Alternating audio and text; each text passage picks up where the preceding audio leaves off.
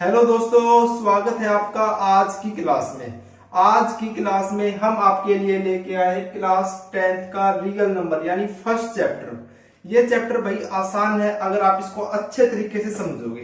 देखो भाई, अगर आपने इस वीडियो पे क्लिक किया है तो कुछ समझने कुछ जानने के लिए क्या होगा, तो मैं आपका विश्वास आपका भरोसा नहीं तोड़ूंगा।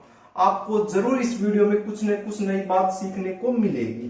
तो इस वीडियो को बिना स्किप किए आप अंत तक जरूर देखें, ठीक है। तो देखो भाई, एक बात बताओ मेरे को, अगर आपको कोई नई चीज सीखनी है, कोई नई चीज के बारे में जानना है, तो पीछे वाली चीज का जानना बहुत आवश्यक है हमारे लिए, तभी हमें वो नई चीज समझ में आएगी। तो देखो, रियल नंबर्स वाला हमारा चैप्टर है, तो नंबर्स के बारे में जानना हमारे लिए आवश्यक है कि नंबर्स क्या होते हैं आपके, है ना। तो देखो, सबसे पहले हम नंबर्स के बारे में ही जानेंगे। नंबर्स के बारे में ही हम जानेंगे। देखो भाई, नंबर्स आपके दो प्रकार के होते हैं। कितने प्रकार के होते हैं? दो प्रकार के। रियल नंबर और एक होता है इमेजिनरी नंबर। क्या होता है इमेजिनरी नंबर? देखो, ये चीजें आपको पता होनी चाहिए। आप क्लास 10th में हो चुके हैं, ठीक है। आप पीछे वाली चीजों को अगर रिलेट करके कोई नई चीज सीखोगे तो आपको डेफिनेटली वो चीज, वो कंसेप्ट अच्छे तरीके से समझ में आने वाला है, ठीक है। तो नंबर आपके दो प्रकार के होते हैं, real number, imaginary number. Real number हमारे चैप्टर का नाम है। इमेजिनरी नंबर जिसे आप कॉम्प्लेक्स नंबर चैप्टर में सीखेंगे क्लास 11th में। इमेजिनरी नंबर क्या होता है? बस एक याद रखना, आयोटा से इसको रिप्रेजेंट करते हैं और इसकी value iota is equal to √-1 के इक्वल होती है। बस आप ये याद रख सकते हो या मत रखो याद, क्योंकि अगली क्लास में तो आपको सीखना ही है, ठीक है। हमारा चैप्टर का नाम है रियल नंबर, ठीक है। तो रियल नंबर क्या होता है? अभी देखो, रियल नंबर भी आपका दो प्रकार का होता है, रैशनल नंबर और इरेशनल नंबर, ठीक है। रैशनल नंबर और इरेशनल नंबर क्या होते हैं? रैशनल नंबर के बारे में भी जानते हैं आप, इरेशनल नंबर के बारे में जानते हैं, लेकिन इनके बारे में ब्रीफली हम सीखेंगे। रैशनल नंबर एक ऐसा नंबर जिसको हम p बाई क्यू की फॉर्म में लिख सकते हैं, उसको आप रैशनल नंबर बोलते हैं। और इरेशनल नंबर जिसको हम p बाई क्यू की फॉर्म में नहीं लिख सकते हैं, उसे इरेशनल नंबर बोलते हैं। बस 1 मिनट के लिए आप यही याद रखो, ठीक है। जैसे हम इनको अलग से समझाएंगे आपको, ठीक है। तो देखो, रैशनल नंबर भी आपके दो प्रकार के होते हैं, रैशनल नंबर भी, इंटीजर्स और फ्रैक्शन नंबर। जो फ्रैक्शन होती है और इंटीजर्स, ठीक है। ये भी दो रैशनल नंबर आपके दो प्रकार के होते हैं, ठीक है। अच्छा भाई, जो इंटीजर्स है वे भी आपके दो प्रकार के होते हैं। इंटीजर, एक तो इसमें नेगेटिव नंबर्स होते हैं, नेगेटिव नंबर होते हैं, और पॉजिटिव और जीरो। और पॉजिटिव और जीरो का कॉम्बिनेशन को क्या बोलते हैं? होल नंबर, है ना, होल नंबर। जो जीरो से स्टार्ट होते हैं, 0 1 2 3 4 5 का सेट आपका होल नंबर कहलाता है ना। अच्छा भाई, होल नंबर भी आपका दो प्रकार का होता है। Whole number, natural number, natural number जो आपके 1 से स्टार्ट होते हैं, मतलब 1 2 3 4 5 एक्सेट्रा, है ना। और सेकंड जीरो, जो जीरो नंबर है ना। अच्छा भाई, नेचुरल नंबर भी आपके दो प्रकार के होते हैं, इवन नंबर, ओड नंबर। तो ये सारी चीजें आप पीछे पढ़ के आ चुके हैं। आज देखो, सबसे पहले आपने इवन नंबर सीखे, ओड सीखे, फिर whole, natural number, zero, whole number, मतलब पीछे, मतलब स्टार्टिंग से आप ये ऐसे सीख के आ रहे हो, ऐसे ऐसे ऐसे आप यहाँ तक पहुंच गए हो, रियल नंबर्स तक, ठीक है। फिर आप इमेजिनरी नंबर तक पहुंच जाओगे। तो ऐसे हमारा जो कंसेप्ट है ये आगे बढ़ता जा रहा है, ठीक। तो मैंने इसीलिए कहा है कि एक बार पीछे वाली चीजों को अगर हम समझ लेंगे, उससे रिलेट करके कोई नई चीज सीखेंगे, तो वो चीज हमें समझ में आ जाएगी। चूंकि जो हमारे चैप्टर का नाम है रियल नंबर, तो रियल नंबर का आपको पता चल गया कि एक कॉम्बिनेशन होता है रैशनल नंबर और इरेशनल नंबर का। क्लियर यहां तक? इंटीजर्स, फ्रैक्शन, दो प्रकार के रैशनल नंबर होते हैं। Integer, negative number, whole number. Whole number आपके दो प्रकार के होते हैं, नेचुरल नंबर, जीरो नंबर। और नेचुरल नंबर भी आपके दो प्रकार के होते हैं, इवन नंबर, ओड नंबर। इन नंबर्स के अलावा आपके 3 प्रकार के नंबर और होते हैं। कौन कौन से होते हैं? देखो कौन कौन से होते हैं। प्राइम नंबर होता है, एक तो प्राइम नंबर, एक होता है कंपोजिट नंबर, और एक होता है आपका कोप्राइम नंबर। ये 3 नंबर की और आपको आवश्यकता है इस चैप्टर को करने के लिए। प्राइम नंबर क्या होता है, क्या इसकी डेफिनेशन है, बता सकता है कोई? तो कमेंट करके बताना। प्राइम नंबर एक ऐसा नंबर होता है, कैसा नंबर होता है? प्राइम नंबर एक ऐसा नंबर होता है जिसके जो फैक्टर हैं कितने होते हैं? 2, मतलब which have 2 factor, which have only 2 factor. और वे 2 फैक्टर कौन से होंगे? एक तो वो नंबर खुद होगा, जैसे मतलब हम बात करें 2, ये आपका प्राइम नंबर है, तो इसमें 2 फैक्टर कौन से हो गए? एक तो हो गया 1 और एक हो गया खुद 2, है ना। तो ये 2 आपके क्या है? फैक्टर है। 2 फैक्टर हो गए तो ये क्या होगा? आपका प्राइम नंबर। जो आपका 2 है ये सबसे छोटा प्राइम नंबर है, पॉजिटिव मतलब इवन प्राइम नंबर है, और कोई इवन प्राइम नंबर नहीं है, ठीक है। तो ये आपका क्या हो गया? प्राइम नंबर की डेफिनेशन, जिसके केवल 2 फैक्टर होते हैं उसको क्या बोलते हैं? Prime number. और वे 2 फैक्टर कौन से होते हैं? एक तो 1 और एक इटसेल्फ, ठीक है। कंपोजिट नंबर किसे बोलते हैं भाई? वो नंबर जिसके 2 से ज्यादा फैक्टर होते हैं। 2 से ज्यादा मतलब 3 तो होगा नहीं, क्योंकि 3 भी प्राइम नंबर ही है। जैसे 4 देखो, 4 के कितने फैक्टर हो गए? 1 2 4। मैं फैक्टर बोल रहा हूं, क्या आपको फैक्टर का मतलब पता है? Do you know what is factor? अगर नहीं पता है तो आगे देखते रहो, वे भी चीजें आपको समझ में आएंगी, ठीक है। फैक्टर क्या होता है, मल्टीपल क्या होता है, ये सारी चीजें हम देखने वाले हैं। कोप्राइम नंबर क्या होता है? कोप्राइम नंबर किसी एक नंबर को हम कोप्राइम नहीं बोल सकते, इसके लिए कम से कम हमारे पास 2 नंबर होने आवश्यक है। यानी अगर आपके पास ए और बी कोई 2 नंबर है, अगर हमको ये बताना है कि ये नंबर कोप्राइम है, तो क्या कंडीशन होगी? कंडीशन होगी कि जो ग्रेटेस्ट कॉमन डिवाइजर या एचसीएफ, आप समझो ए कोमा बी, जिसका एचसीएफ 1 होगा उसे क्या बोलेंगे? Coprime number. जैसे हम बात करें 3 और 5, ये कैसे नंबर है? Coprime number. क्योंकि देखो इनमें जो हाईएस्ट कॉमन फैक्टर है, हाईएस्ट कॉमन फैक्टर इसमें देखो 1, इसका फैक्टर 3, इसका फैक्टर 1 और 5, ये फैक्टर है। इसमें कॉमन फैक्टर क्या है? 1 है, और तो कोई कॉमन फैक्टर नहीं, तो 1 आपका क्या है? एचसीएफ हो गया ना। तो कोप्राइम नंबर क्या होगा? कोप्राइम नंबर क्या होगा कि जिसका ए मतलब ए और बी अगर आपके कोई 2 नंबर है, तो जिसका एचसीएफ आपका 1 आता है उसको क्या बोलेंगे? कोप्राइम नंबर बोलेंगे, ठीक है। क्लियर? नंबर्स के बारे में आपको ये चैप्टर सीखने से पहले एक बार इन नंबर्स का पता होना चाहिए, ठीक है। आगे बढ़ते हैं। जो आपका फर्स्ट टॉपिक है इसमें फंडामेंटल थ्योरम ऑफ अरिथमेटिक, वो सीखते हैं, ठीक है। तो आपके इस चैप्टर में जो फर्स्ट टॉपिक है उसका क्या नाम है? Fundamental theorem of arithmetic. ये आपका फर्स्ट टॉपिक है, फंडामेंटल थ्योरम ऑफ अरिथमेटिक। सबसे पहले थ्योरम का नाम सुनते ही आपके दिमाग में क्या आता है? मुश्किल होगी, ये आता होगा, समझ में नहीं आएगी, डोंट वरी, क्योंकि हम आपको सिखाएंगे, ठीक है। एक बात आपके दिमाग से निकाल दो कि थ्योरम मुश्किल होती है, ठीक है। थ्योरम आपके रिजल्ट्स के रूप में यूज किए जाते हैं, ठीक है। अच्छा, तो फंडामेंटल थ्योरम ऑफ अरिथमेटिक क्या कहती है? ध्यान से देखना। सबसे पहले मैं इसकी स्टेटमेंट लिख देता हूं, फिर आपको अच्छे तरीके से समझाऊंगा, ठीक है। स्टेटमेंट क्या कहती है इसकी? every composite number can be expressed या factorized to be a product of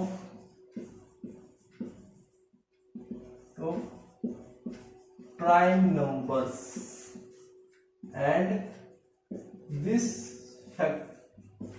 factorization is unique apart from the order in which prime numbers are written. देखो भाई देखो, ये है आपकी theorem, fundamental theorem of arithmetic. ये है इसकी स्टेटमेंट 3 लाइन में लिख दी। डर के बच्चे, डरना नहीं है। देखो क्या कहती है, every composite number, every composite number, composite number का नहीं पता आपको, चलो भाई यहाँ पे लिख देता हूं मैं कंपोजिट नंबर, क्योंकि मैंने अभी आपको बता भी दिया, चलो फिर भी बता देंगे। कैन बी एक्सप्रेस्ड या फैक्टराइज्ड, चलो इसका मतलब भी नहीं पता, मैं फैक्टराइज लिख देता हूं, फैक्टराइज का मतलब नहीं पता। Can be factorized to be a product of prime number, product का तो मतलब पता होगा ना, गुणा, प्राइम नंबर का भी नहीं पता आपको, चलो मान लेते हैं। And this factorization is unique apart from the order in which prime numbers are written, ये आपकी स्टेटमेंट है। इसमें जो ये तीन वर्ड यूज हुए हैं, कंपोजिट नंबर, फैक्टराइज्ड और प्राइम नंबर, अभी आपको बता के आया हूं मैं कि कंपोजिट नंबर क्या होते हैं, which have more than two factor, क्या होते हैं, which have more than two factor, ठीक है, ठीक है। Prime number which have only two factor, which have only two factor. Example की बात करें तो 2, 3, 5, 7, 11, क्या 9 आपका क्या है, 9 आपका प्राइम है, प्राइम नहीं है, देखो इसका 1 है, 3 है और 9 फैक्टर हो गए ना, एक मतलब 2 से ज्यादा हो गए, है ना, क्लियर। अच्छा भाई, which have more than two factor, तो 4, 6, 8, 9 ये आपके क्या है, कंपोजिट नंबर, ठीक है, ऐसे ऐसे चलते चलेंगे। ये 9 आपका क्या है, कंपोजिट नंबर है, प्राइम नंबर नहीं है। ऐसा नहीं है कि जो ऑड नंबर होंगे वही आपके प्राइम नंबर होंगे, ठीक है। अच्छा भाई, अब यहाँ पे एक वर्ड लिखा है फैक्टराइज्ड, क्या होता है फैक्टराइज्ड। अब भाई every composite number can be factorised, प्रत्येक कंपोजिट नंबर को हम फैक्टराइज कर सकते हैं। तो फैक्टराइज क्या होता है, फैक्टराइज होता है फैक्टर बनाना, है ना, फैक्टर बना के, फैक्टर बनाना। अब फैक्टर क्या होता है, फैक्टर, व्हाट इज फैक्टर, तो अगर मैं बिल्कुल सरल भाषा में बताऊं तो फैक्टर आपका वो नंबर होता है, factor is a number which divide another number completely, मतलब फैक्टर वो नंबर होता है जो किसी दूसरे नंबर को पूरी तरीके से विभाजित कर दे, तो उस नंबर को, उस जो आपका गिवन नंबर है उसका फैक्टर हम बोलेंगे, ठीक है। जैसे अब एग्जांपल की बात करूं मैं, जैसे 4 है, 4 है, इसका अगर आपको फैक्टर पता करना है तो इसके फैक्टर क्या होंगे, तो देखो 4 किस किस से डिवाइड होगा आपका, 1 से हो जाएगा, 2 से हो जाएगा और 4 से डिवाइड हो जाएगा। तो ये आपके 1, 2 और 4 क्या निकल के आए हैं आपके पास, फैक्टर निकल के आए हैं। क्या डेफिनेशन होगी फैक्टर की, मतलब फैक्टर आपके क्या होते हैं, नंबर्स होते हैं जो किसी गिवन नंबर को कंप्लीटली डिवाइड कर देते हैं, ठीक है, क्लियर। फैक्टराइज का मतलब पता चल गया, तीनों चीजें पता चल गई, रब कर दूं, ठीक है, देखो तो आप रब कर देता हूं आपके कहने पर।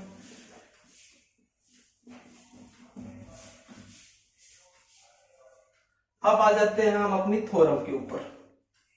थ्योरम क्या कहती है, every composite number can be expressed या फैक्टराइज्ड, कैन बी एक्सप्रेस्ड और factorized to be a product of prime number, मतलब प्रत्येक कंपोजिट नंबर को हम एक्सप्रेस कर सकते हैं, फैक्टराइज कर सकते हैं, to be the product of prime number, मतलब प्रत्येक कंपोजिट नंबर को हम प्राइम नंबर के फैक्टर के रूप में लिख सकते हैं, क्लियर यहां तक।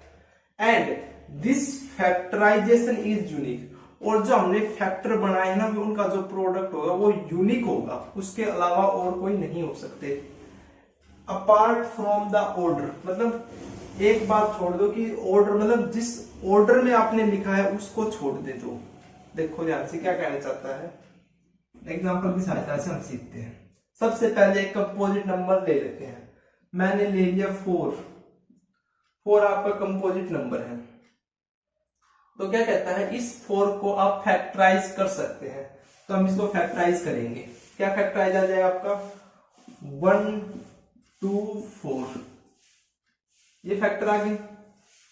लेकिन ये तो आपके फैक्टर आए हैं, लेकिन कहता क्या है, can be express factorize as a product of prime number, मतलब इस 4 को हम लिख सकते हैं, इसके फैक्टर आए हैं उसके प्राइम नंबर के प्रोडक्ट में।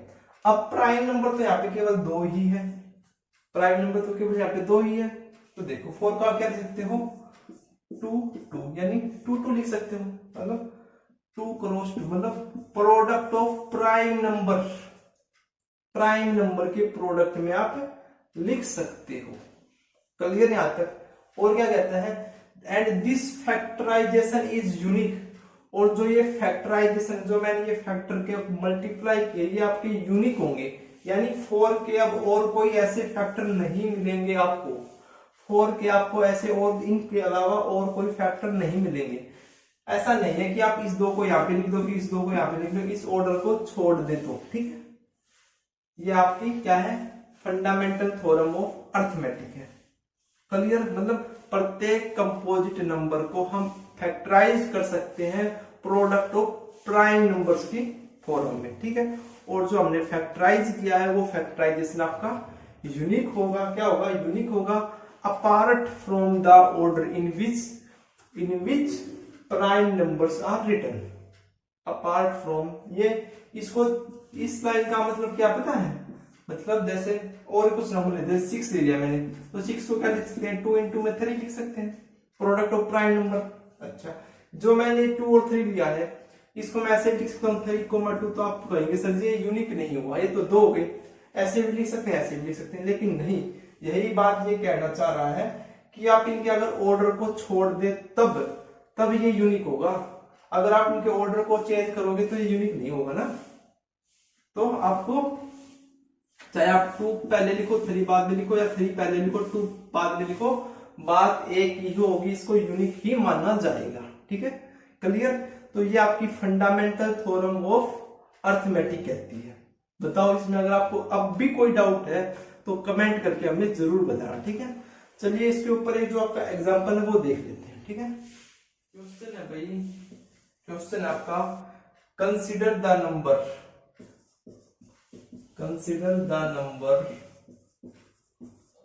4 की power n where n is a natural number, तो check whether there is any value of n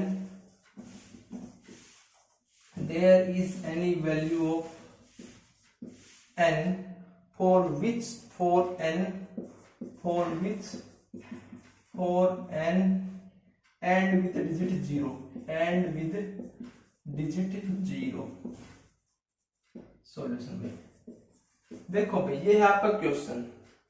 क्या क्वेश्चन है कि एक नंबर है 4 की पावर n, क्या है, एक नंबर है, इसको कंसीडर कर रखा है।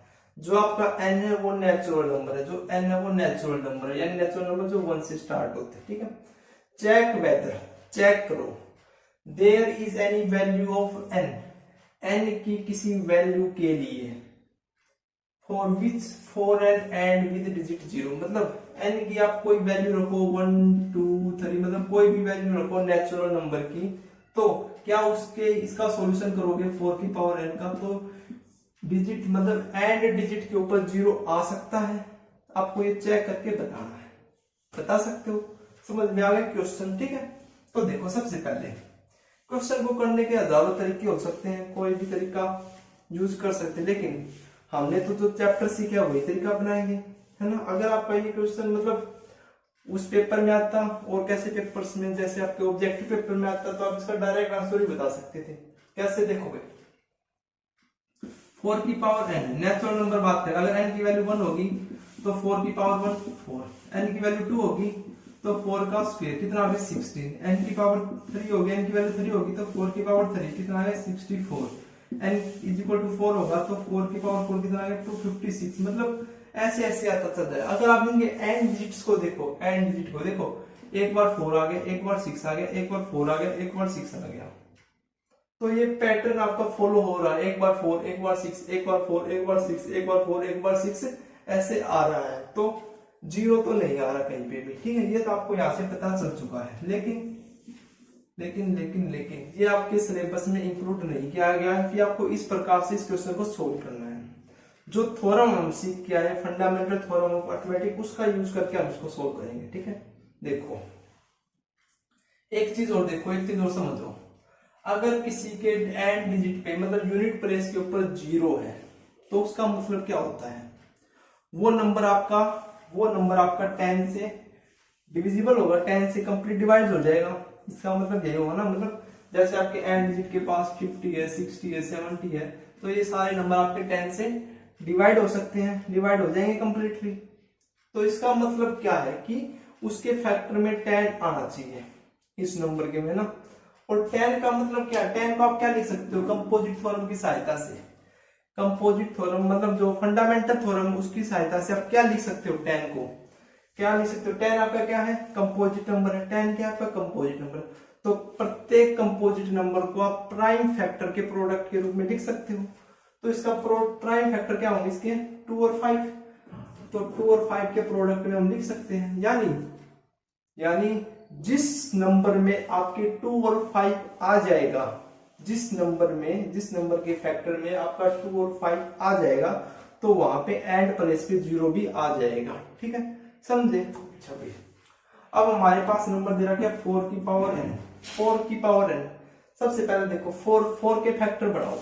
4 आपका कंपोजिट नंबर है, 4 के फैक्टर बढ़ाओगे तो 2 इंटू में 2 बनेगा।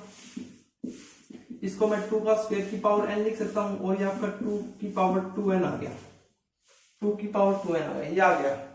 अब आपको कहीं पे भी कुछ ऐसा लग रहा है कि यहाँ पे 5 भी होगा, 5 होगा, तभी आपका ये 2 तो है, 5 नहीं है।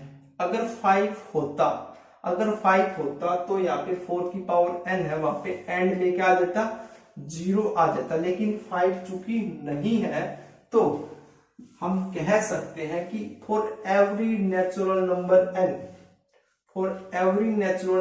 n there is no any value of n for which 4 की power n and with digit 0। मतलब किसी भी n के लिए यूनिट प्लेस एंड डिजिट के ऊपर 0 नहीं आएगा, क्योंकि वहां पे आपका एक फैक्टर जो 5 है वो कम है। क्या है, कम है। ठीक है, ये आपका क्वेश्चन था। क्लियर, बच्चे इस क्वेश्चन से डरते हैं, ऐसा ही क्वेश्चन आपका एक एक्सरसाइज में भी है। ठीक है, वो भी हम वहां पे फिनिश कराएंगे। ठीक है, चलिए नेक्स्ट टॉपिक देखते हैं। अगला टॉपिक, अभी सेकंड टॉपिक है LCM and HCF. LCM and HCF, ये चीजें आप पीछे सीख के आ चुके हैं, एलसीएम एंड एचसीएफ। लेकिन एलसीएम एंड एचसीएफ आपको कैसे निकालने हैं, बाय प्राइम फैक्टराइजेशन मेथड से। ठीक है, अगर आपने देखा हुआ तो एलसीएम निकालने के 2 तरीके होते हैं। क्या, एक तो प्राइम फैक्टर और एक डिविजिबल मेथड है ना, डिवीजन मेथड से। 2 तरीके से हम एलसीएम और एचसीएफ निकाल सकते हैं। क्या आपको एलसीएम एचसीएफ निकालना आता है? अगर नहीं आता तो एक बार समझ लेते हैं। सबसे पहले हम एलसीएम की बात करते हैं। एलसीएम क्या होता है भैया, एलसीएम होता है आपका लीस्ट कॉमन मल्टीपल। ये क्या होती है, इसकी फुल फॉर्म होती है लिस्ट कॉमन मल्टीपल। अब सबसे पहले इस मल्टीपल का मतलब जान लेते हैं, क्योंकि कॉमन का भी हमको पता है, लिस्ट का भी हमको पता है। मल्टीपल क्या होता है, multiple, what is multiple? Multiple का नाम सुनते ही आपके दिमाग में कुछ ऐसा आएगा, मल्टीप्लाई, है ना, कुछ आया होगा ना, मल्टीप्लाई। तो मल्टीपल का मतलब क्या होता है कि जैसे कोई नंबर है, जैसे कोई नंबर 2 है, अगर आपको इसके मल्टीपल पूछे तो क्या बताओगे, बताओ क्या बताओगे? अगर आपके पास कोई नंबर 2 है, इसके मल्टीपल पूछे हैं तो क्या बताओगे? इस नंबर को आप मल्टीप्लाई करा दो, जो आपका 2 है इस नंबर को आप मल्टीप्लाई करा दो। कैसे मल्टीप्लाई करा दो? जो भी नंबर हो, 1 2 के साथ, 3 के साथ, 4 के साथ, मतलब जितने भी नंबर 2 के साथ मल्टीप्लाई किए जा सके ना, वे सारे नंबर 2 के क्या होंगे, मल्टीपल हो गए। यानी देखो 2 4 6 8 10, ये सारे 2 से मल्टीप्लाई कर सकते हैं। 2 से मल्टीप्लाई करके देखो, 2 इंटू 1 करें तो 2 आया, 2 इंटू 2 करें तो 4, 2 इंटू 3 करें 6, 2 इंटू 4 करें 8। तो ऐसे ऐसे आपके आते गए हैं, है ना। तो ये सारे नंबर आपके क्या होंगे, 2 के मल्टीपल होंगे। क्या होंगे? 2 के मल्टीपल होंगे। अगर इसकी डेफिनेशन देखें तो क्या होगा, क्या होगी कि मल्टीपल आपको एक नंबर, जो मल्टीपल है वो एक नंबर ही होता है, समझने की बात है कि जो मल्टीपल है वो आपका एक नंबर ही होगा। लेकिन वो नंबर हमें कैसे मिलेगा, वो नंबर हमें कैसे मिलेगा, जब हम उस नंबर को किसी दूसरे नंबर के साथ मल्टीप्लाई कराएंगे तो वो नंबर हमें मिल जाएगा। तो मल्टीपल इज द प्रोडक्ट या multiple is a number which can be obtained by the product with the another number. दूसरे नंबर के साथ जब हम उस नंबर को मल्टीप्लाई कराएंगे तो हमारे पास उसका क्या मिल जाएगा, मल्टीपल मिल जाएगा। बताओ कोई प्रॉब्लम, कोई डाउट आया हो तो ये होता है मल्टीपल। ठीक है, अच्छा भाई मल्टीपल समझ में आ चुका है। अगर आपको मल्टीपल समझ में आ गया तो कॉमन मल्टीपल भी समझ में आ जाना चाहिए। कॉमन मल्टीपल, कॉमन मल्टीपल के लिए आपके पास कम से कम 2 नंबर तो होने चाहिए ना, तभी तो कॉमन किया जा सकता है। तो हम 3 ले लेते हैं, तो 3 का मल्टीपल क्या होगा, 3, 6, 9, 12, मतलब वे सारे नंबर मल्टीपल्स होते हैं जो इस नंबर से डिवाइड हो जाएंगे, है ना। ये सारे 3 के मल्टीपल होंगे, वे सारे नंबर 2 के मल्टीपल होंगे जो 2 से डिवाइड हो जाएंगे, है ना। तो देखो 3, 6, 9, 12 ये आपके आगे और भी आ जाएगा, जैसे 15 हो गया आपका, 18 हो गया। हम बात कर रहे हैं कॉमन मल्टीपल की। तो देखो 2 और 3 के मल्टीपल में क्या कॉमन है, यहाँ पे 6 है, यहाँ पे 6 है, तो 6 क्या हो गया आपका, कॉमन हो गया। यहाँ पे देखो 12 करोगे तो 12 भी कॉमन है, 18 भी कॉमन आ जाएगा आगे आगे। तो ये क्या हो गया, आपके कॉमन मल्टीपल हो गए। मल्टीपल समझ में आ गया, कॉमन मल्टीपल समझ में आ गया। अब लिस्ट कॉमन मल्टीपल क्या होता है, तो लिस्ट कॉमन मल्टीपल वो छोटी से छोटी संख्या, वो छोटी से छोटी संख्या होती है जो गिवन नंबर को डिवाइड कर दे कंप्लीटली, है ना। तो देखो अगर आपसे पूछा जाए कि 2 और 3 का एलसीएम बताओ, लिस्ट कॉमन मल्टीपल बताओ, तो कॉमन मल्टीपल तो आपके पास 6 आ गया, 12 आ गया, 18 आ गया, ये सभी कॉमन मल्टीपल्स आ गए। लेकिन लिस्ट कॉमन मल्टीपल पूछा, मतलब छोटा, तो इनमें सबसे छोटा कौन सा है, सबसे छोटा कौन सा है, 6। तो 6 क्या हो गया आपका एलसीएम हो गया, क्या हो गया, एलसीएम हो गया। लेकिन देखो अगर हम ऐसे करने जाएंगे तो बहुत टाइम लग जाएगा, ऐसे कॉमन छाटते चलेंगे ना तो बहुत टाइम लग जाएगा। तो इन सभी से बचने के लिए एलसीएम निकालने के आपके पास 2 तरीके होते हैं, बाय फैक्टराइजेशन मेथड और बाय डिवीजन मेथड। डिवीजन वाला मेथड आपके सिलेबस में इंक्लूड नहीं है, तो हम केवल फैक्टराइजेशन मेथड ही सीखेंगे। हालांकि डिवीजन मेथड आप पीछे वाली क्लासेस में सीख के आ चुके हैं, ठीक है। तो देखो भाई, तो देखो ध्यान से, अगर मैं बात करूं आपसे कि 12 और 15 का एलसीएम बताओ, 12 और 15 का एलसीएम बताओ बाय फैक्टराइजेशन मेथड से, तो सबसे पहले आप इसके क्या बना लो, प्राइम फैक्टर बना लो। तो 12 के प्राइम फैक्टर कैसे बनेंगे, देखो 2 6 पे, फिर 2 3 पे, ऐसा। तो 12 के क्या आ गया आपके 2 इंटू में 2 इंटू में 3 आ गया प्राइम फैक्टर। सिमिलरली अगर आप 15 के बढ़ाओगे तो क्या आ जाएगा, 3 इंटू में 5 आ जाएगा। इन दोनों का पूछा है एलसीएम। अब एलसीएम फैक्टराइजेशन मेथड से पूछा, तो 2 तरीके, 2 मेथड है निकालने के, 2 तरीके हैं। कैसे कैसे, सबसे पहले तो क्या करो, या तो आप इन दोनों में से कॉमन ले लो। पहला कॉमन, क्या कॉमन, इनमें 3 कॉमन है, तो उस नंबर को लिख लो कॉमन को, और जो कॉमन नहीं है फिर उनको लिख लो। कॉमन क्या नहीं है, 2, ये 2 भी कॉमन नहीं है और ये 5 भी कॉमन नहीं है, ठीक है। तो ये क्या आ गया आपका एलसीएम, क्या आ गया, 3 दूनी 6, 6 दूनी 12, 12 बदले 4, 60 क्या आ गया आपका एलसीएम आ जाए। एक तरीका तो ये है। अगर आपको ये तरीका पसंद नहीं आता तो देखो, जैसे 12 का आपका क्या आ गया है, 2 2 3 आया है, और 15 का क्या है आपका 3 5 आया है। तो आप क्या करो, तो आप क्या करो, देखो इसको 2 की पावर 2 इंटू 3 की पावर 1 लिख सकता हूँ, इसको मैं क्या लिख सकता हूँ 3 की पावर 1 इंटू 5 की पावर 1। यहाँ पे 5 नहीं है, यहाँ पे 2 नहीं है, तो देखो मैं ऊपर 5 के साथ 5 की पावर 0 के साथ मल्टीप्लाई करूं तो कोई फर्क पड़ेगा नहीं। सिमिलरली यहाँ पे 2 की पावर 0 के साथ कोई फर्क पड़ेगा नहीं पड़ेगा। अब देखो दोनों इक्वल हो गए, हो गए तो अब देखो आपको इनमें से क्या करना है, इनमें से क्या करना है, जिस नंबर की पावर सबसे ज्यादा है, जिस नंबर की पावर सबसे ज्यादा है वो नंबर्स आपको लेने हैं।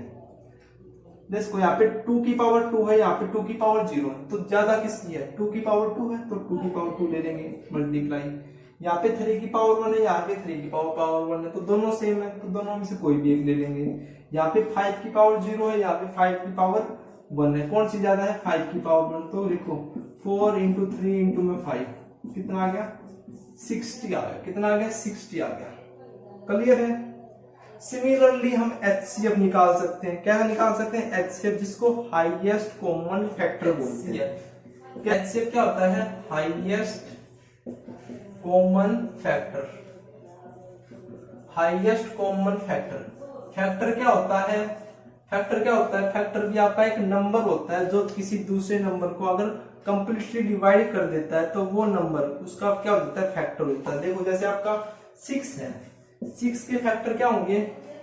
1 हो सकता है, 2 हो सकता है, 3 हो सकता है और 6 होता है। ये जो चारों नंबर हैं, ये चारों नंबर इस नंबर को क्या कर देंगे? कंप्लीटली डिवाइड कर रहे हैं ना, तो ये आपके क्या हो जाएंगे? फैक्टर हो जाएंगे। ठीक है।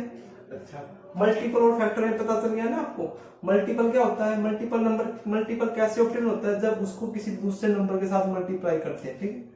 और फैक्टर आपके ये होते हैं। ठीक है। अच्छा भाई, फैक्टर के बाद कॉमन फैक्टर। कॉमन फैक्टर का भी क्या मतलब होता है?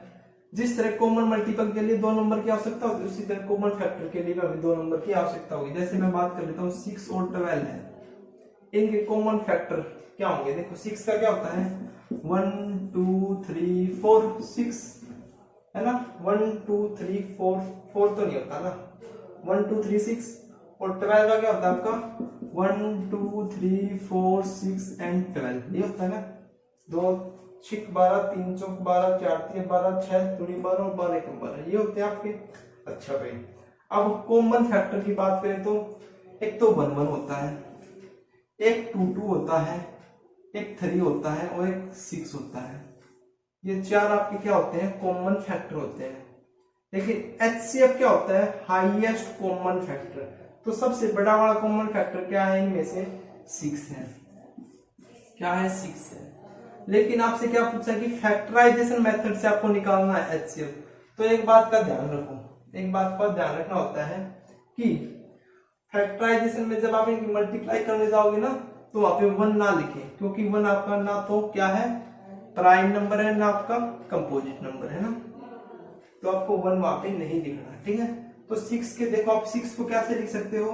2 इंटू में 3 प्राइम नंबर के प्रोडक्ट में लिख सकते हो कंपोजिट फॉर्म की सहायता से। 12 आपका कंपोजिट नंबर, तो इसको क्या लिख सकते हो? 2 की पावर 2 इंटू में 3 लिख दिया। अब आप अगर ध्यान से देखो, अगर आप ध्यान से देखो, आप लोग से क्या पूछा गया है? Highest common factor.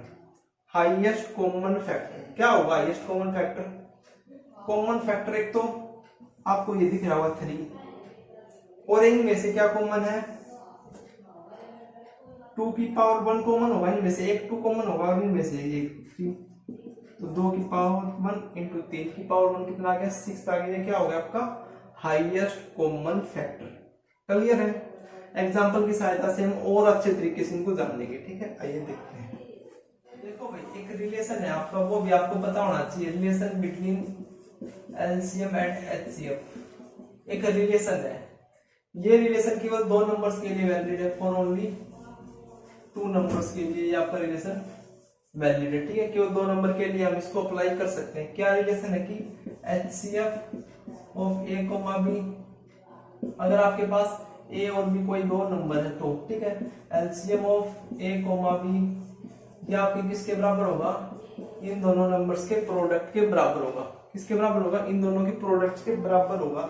HCF of A, B, LCM of A, B is equal to A cross B। ठीक है, चलिए अब हम क्वेश्चन देखिए। Find LCM and HCF of 6, 72, 120 by prime factorization method.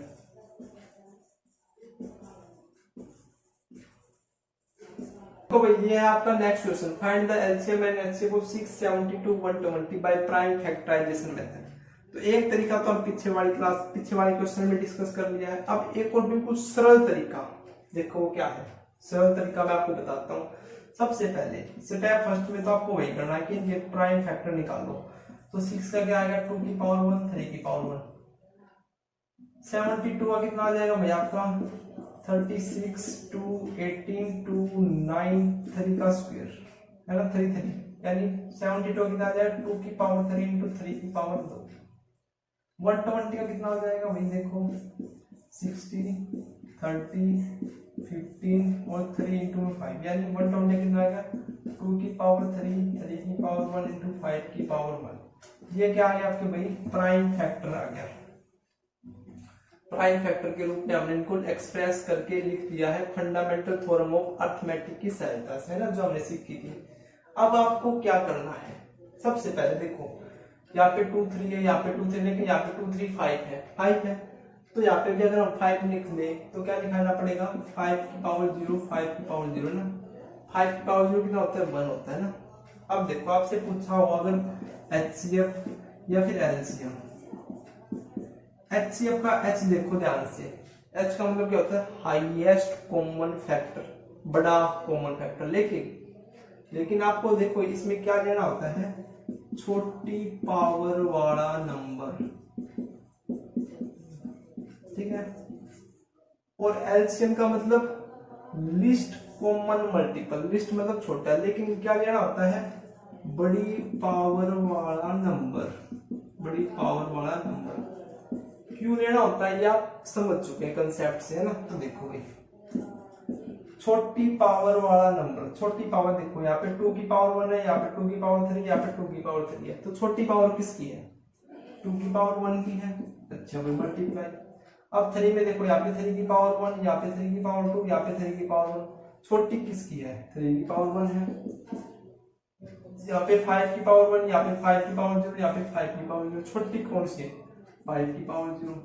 तो कितना आ गया आपका एचसीएफ 2 इंटू 3 6 आ गया। अच्छा अगर एलसीएम निकालना है तो ध्यान से देखो ये आपका कितना है बड़ी पावर लेनी है ना, तो यहाँ पे 2 की पावर 1, 2 की पावर 3, 2 की पावर 3, बड़ी कितना हो जाएगा 2 की पावर 3। अच्छा यहाँ पे 3 की पावर 1, 3 की पावर 1 और बीच में 3 की पावर 2, तो बड़ी लेनी तो 3 की पावर 2।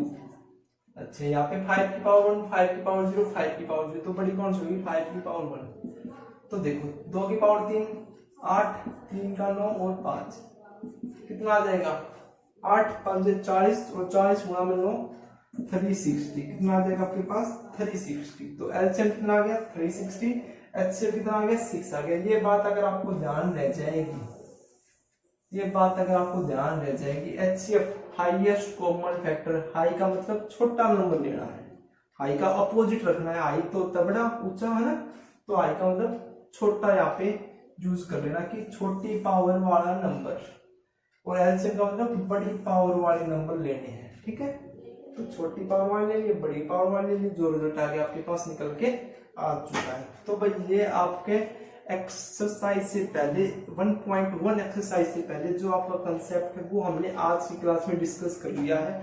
आशा होगा कि आपको अच्छे तरीके से समझ में आया होगा, ठीक है।